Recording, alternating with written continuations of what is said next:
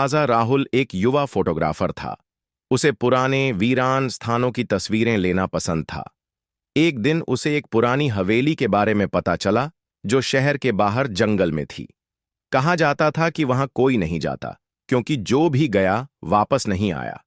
राहुल को ऐसी ही जगहों की तलाश रहती थी। उसने अपने कैमरे और टॉर्च के साथ वहां जाने का फैसला किया।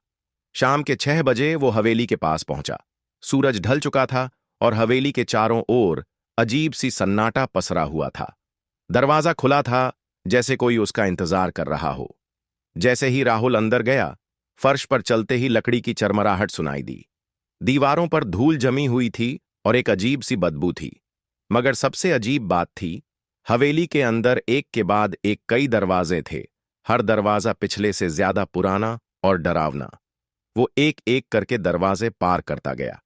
पहला दरवाजा जैसे ही खोला, किसी के चिल्लाने की आवाज आई, लेकिन कमरा खाली था। दूसरा दरवाजा, अंदर जाते ही टॉर्च बंद हो गई। राहुल का दिल जोर जोर से धड़कने लगा, लेकिन वो रुका नहीं।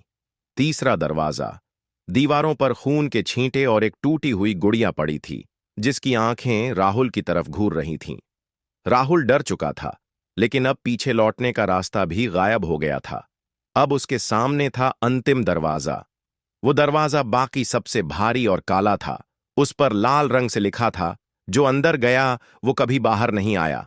राहुल ने डरते हुए दरवाजा खोला। अंदर अंधेरा था। जैसे ही उसने कदम रखा, दरवाजा तेज आवाज के साथ बंद हो गया। अब कमरे के बीचों बीच एक शीशा था। जैसे ही राहुल ने उसमें देखा, उसने जो देखा, उसकी रूह कांप गई। उसमें उसका चेहरा नहीं था, बल्कि किसी और की शक्ल थी, जिसकी आंखें सीधी उसकी आंखों में देख रही थीं। और फिर वो चेहरा मुस्कुराया और बोला, अब तू मेरा है। दरवाजा खुला, लेकिन अब बाहर कोई राहुल नहीं निकला। हवेली फिर शांत हो गई। अगले किसी फोटोग्राफर के इंतजार में।